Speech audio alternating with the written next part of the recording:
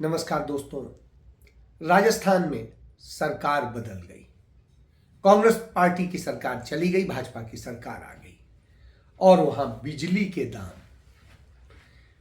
20% से अधिक बढ़ाने का एक योजना तैयार हो गई। इसके बाद में इसी तरीके से वहां पर जो चिरंजीवी योजना थी, जिसमें स्वास्थ्य का अधिकार मिलता था, 25 लाख तक का इलाज मिलता था फ्री, वो रोक दी गई। इसके अलावा भी और बहुत सारी चीजें हैं। 450-500 का सिलेंडर देने की बात होती है। कितना क्या होगा, हो भी जाएगा, कोई बड़ी बात नहीं है। सरकारें कर सकती हैं, अच्छा है, लेकिन करना नहीं चाहती। मैं इन सब पे जब बात करता हूं तो आता हूं कि इस तरह की चीजों को लेकर वहां नफरत फैलने लगी, कहीं कुछ होने लगा, कहीं कुछ होने लगा। भारतीय जनता पार्टी जो खुद को कहती है हम बड़े ईमानदार हैं, हम बड़े ऐसे हैं, हम बड़े अनुशासित हैं, वहां पर मुख्यमंत्री का चेहरा तय करने में पसीने छूट आए। इस सर्दी में, दिसंबर की सर्दी भाजपा का पसीना छुड़ा रही है। क्यों छुड़ा रही है? क्यों? मुख्यमंत्री कैसे तय करें? छत्तीसगढ़ में तय किया, एक आदिवासी समुदाय के विष्णुदेव को उन्होंने मुख्यमंत्री बनाने का किया। समझ में नहीं आता है तुम लोगों को। गाड़ देंगे साले तुमको, तुम्हारा सर कलम करके। समझते क्या हो? क्या समझते हो तुम लोग? उल्टा टांग दूंगा घोसड़ी वाले साले, पता नहीं चलेगा तुमका, साला उल्टा लटका दूंगा तुमको। लेकिन ये विष्णुदेव है कौन? यह विष्णुदेव वही है जो कांग्रेस पार्टी में हुआ करते थे, पूर्व केंद्रीय मंत्री हैं और इनके ऊपर भ्रष्टाचार का आरोप लगाया था भाजपा ने और ईडी की छापेमारी करी थी। उसके बाद वो भाजपा में चले गए थे। उसके बाद में वो पाक साफ हो जाते हैं, सभी को जानता है, भाजपा में चले जाइए पाक साफ हो जाइएगा। तो हो गए थे, उन्हें बना दिया।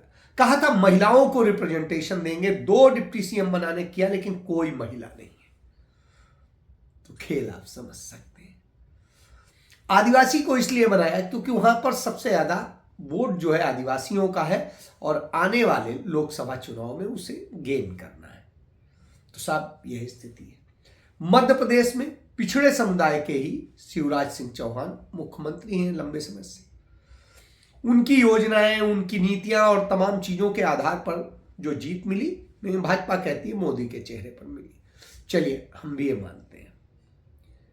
अब वो वहां पर एक सीएम कौन बनाया जाए, कौन डिप्टी सीएम बनाया जाए और क्या किया जाए, इसका खेल चल रहा है, लेकिन अभी तक वहां कुछ फाइनल नहीं कर सके। इसके बाद राजस्थान में भी कमोबेश इससे ज्यादा बुरी स्थिति है। वहां पर वसुंधरा वो लगातार आक्रामक हुई पड़ी है कि नहीं, हम ही मुख्यमंत्री बनेंगे, हमारे कारण इतने विधायक आए हैं, ये आया है, वो आया है। और वो हालत ये है, सभी जगह भारतीय जनता पार्टी को अपने पूर्व राष्ट्रीय अध्यक्ष और दूसरों को उतारना पड़ रहा है। और इसके बाद कहीं स्थिति हो रही है। क्या पहले ऐसी स्थिति होती थी? नहीं होती थी।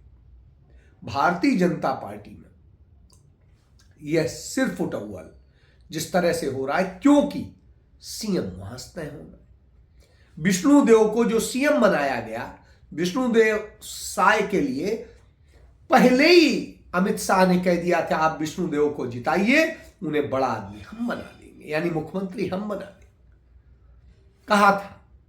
आपको याद होगा हेमंत बिस्वा शर्मा जो असम के हैं, वो भी कांग्रेस पार्टी में होते थे। भ्रष्टाचार के कारण राहुल गांधी ने उनसे दूरी बना ली थी और भाजपा ने उन्हें लपक लिया, जिनके खिलाफ बुकलेट निकाली थी। और जब वो उनके साथ आ गए तो पाक साफ हो गए और मुख्यमंत्री हैं, बड़े फायर ब्रांड है। ये भाजपा की नीतियां है। इसके बाद में जिस तरह हमले होते हैं, जिस तरह जनता को तमाम बातें कहते हैं और उसके बाद में उसके उलट होने लगता है, वो सब हम देख रहे हैं। और ये एक जगह नहीं है, सभी जगह।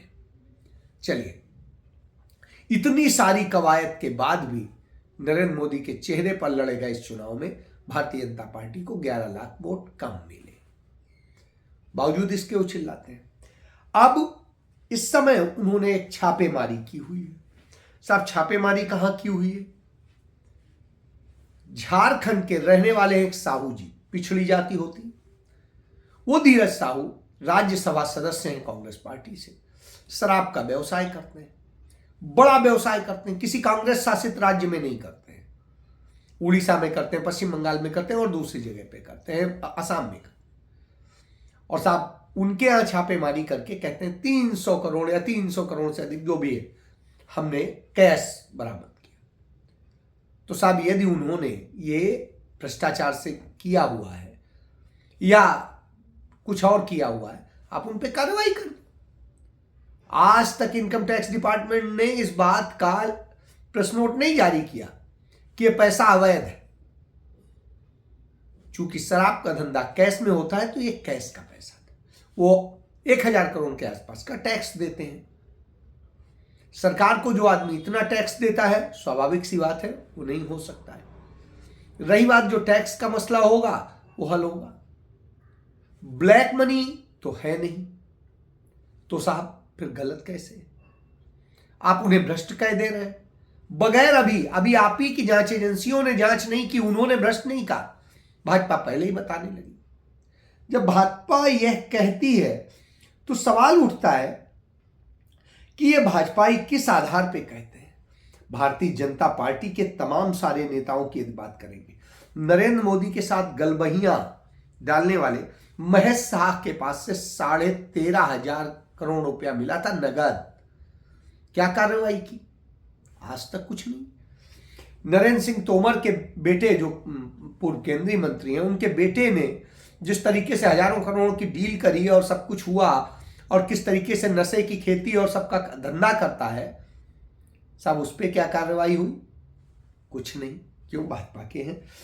70,000 करोड़ रुपए का घोटाला करने वाले विधायक जब भाजपा में आते हैं तो भाजपा उन्हें गले से लगा करके डिप्टी सीएम बना देती है। अजीत पवार, खुद प्रधानमंत्री ने यही बात कही थी, मध्य प्रदेश में ही कही थी। तो आप समझिए। इसके बाद में आप देखें पेमा खांडू है जो अरुणाचल प्रदेश सीएम है और उन पर 2,000 करोड़ रुपए के घोटाले का आरोप है। घोटाले का, कारोबार का नहीं है। साहब मुख्यमंत्री हैं। अजीत पवार का बता ही चुका हूं, अजीत पवार डिप्टी सीएम है। 70,000 करोड़ रुपए के घोटाले का प्रधानमंत्री ने आरोप लगाया था। 1,500 करोड़ रुपए के घोटाले का आरोप हसन मुश्रिफ पर लगाया था। और स्थिति क्या है? कोई कार्रवाई नहीं हो रही। रघुवर दास टी शर्ट घोटाले के आरोपी हैं, कोई कार्रवाई नहीं हो रही है। जय पांडा पीएमएलए फेमा घोटाले के आरोपी हैं, कोई कार्रवाई नहीं हो रही। नारायण राणे लैंड घोटाले के आरोपी हैं, कोई कार्रवाई नहीं हो रही। भाजपा के महान हेमंत बिस्वा शर्मा का बता ही चुका हूं। शुभेंदु अधिकारी नेता प्रतिपक्ष है पश्चिम बंगाल में, साहब शारदा घोटाले में कोई कार्रवाई नहीं। शिवराज सिंह चौहान व्यापकम घोटाले से लेकर तमाम घोटाले, 250 घोटाले उनकी सरकार में हुए, साहब कोई वो नहीं है। बीएस मुंबई पेस सीएम के घोटाले के आरोपी हैं और साहब कोई कार्रवाई नहीं। और छगन भुजबल महाराष्ट्र का सदन घोटाला है, उसके आरोपी हैं, कोई कार्रवाई नहीं। ये तो चंद उदाहरण है। इसके बाद में कारोबारी यदि बात करिए तो सबसे बड़ा घोटाला 32,000 करोड़ रुपए का घोटाला जो है वो किसका है? अडानी का, गौतम अडानी का, जो नरेंद्र मोदी के खास मित्र हैं। और फिर जब घोटालों की, उनके मित्रों की बात करेंगे तो लाखों करोड़ रुपए घोटाले, और इन घोटालेबाजों के ही सबके कर्ज माफ हो जाते हैं 25 लाख करोड़। तो यह सरकार है मोदी की।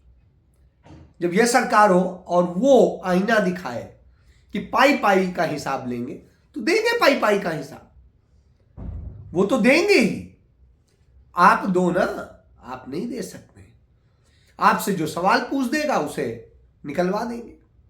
आप देखिए जिस तरीके से आपने दानिश अली को निकलवाया, जिस तरीके से आपने महुआ मोइत्रा को निकलवाया, और तमाम सारे लोग हैं।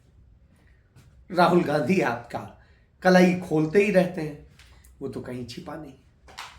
तो आपके घोटाले, आपका सच, सब कुछ सामने आता रहता है। आपकी सिर्फ उटौवल चली रही है। इन सब के बाद आप बताते हैं कि सब क्या है। तो जब आप ये बताते हैं तो निश्चित रूप से लगता है कि आप कौन से भारत में रह रहे हैं और किसकी बात कर रहे हैं। स्थिति यह है, आपके राज्य में दलितों पर अत्याचार हो रहा है, आदिवासियों पर हो रहा है, सब पर हो रहा है। मध्य प्रदेश में एक दलित महिला को किस तरीके से पीटा गया और सब कुछ किया गया, आप कोई कार्रवाई नहीं करते हैं। आपकी स्थिति, आप झूठ फैलाते हैं और झूठ के सिवा कुछ होता नहीं। आपके लोगों ने सिद्धार्थनगर यूपी में एक बुजुर्ग को किस तरह से मुंह काला करके और किस तरीके से उसको बांध के और वो उसके साथ किया, अपने आप में गुनाह की तरह से। इसके बाद में इसी तरीके से स्थिति है, हत्या, बलात्कार, महिलाओं पर जुर्म के मामले में भारत में, देश में उत्तर प्रदेश नंबर 1 बन गया है और एशिया भर में भी यदि देखेंगे तो नंबर 1 बन गया है। यानी एशिया में सबसे ज्यादा क्राइम यदि किसी एक राज्य में हो रहा है तो उसका नाम है उत्तर प्रदेश। डबल इंजन की सरकार है, योगी मोदी की सरकार है। तो साहब, इस सरकार में अपराध ही शायद वो हो गए और कहते हैं 5 ट्रिलियन जीडीपी और जब जीडीपी की स्थिति देखते हैं तो क्या होता है कि साहब, जिस समय मनमोहन सिंह थे तो 8.1% की जीडीपी ग्रोथ थी और आज स्थिति आपने कर दी है कि वो 5.4% है, तब जब इस तिमाही में आप 7% दिखा रहे हैं। यानी झूठ बोलने के बाद भी आपकी यह स्थिति है। इससे समझा जा सकता है कि देश की अर्थव्यवस्था को कितना आपने खोखला कर दिया है, किस तरह से इन पूंजीपतियों के आगे आपने सब सरेंडर कर दिया है। जब यह हो रहा हो तो सवाल उठने लाजमी है और ये सवाल लगातार उठ रहे हैं और ये सवाल कहीं गलत नहीं है। आज स्थिति क्या हो गई,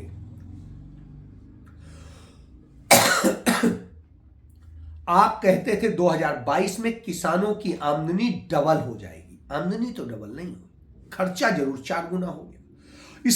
इससे हालात क्या बने कि रोजाना 154 किसान आत्महत्या कर लेता है। 154 किसान रोज आत्महत्या कर लेता है।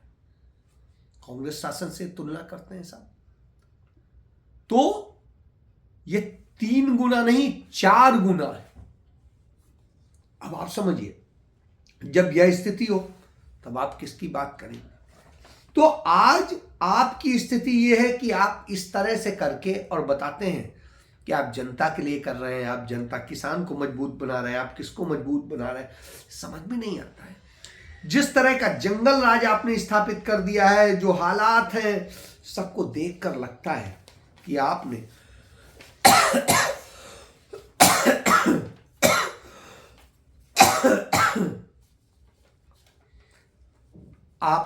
किस तरीके से लोगों को बर्बाद किया है। 13,000 SC ST वर्ग के स्टूडेंट्स ने IIT IIM में एडमिशन लेने के बाद वहां पढ़ाई छोड़ दी क्योंकि उनके पास उसके लिए भी पैसा नहीं था।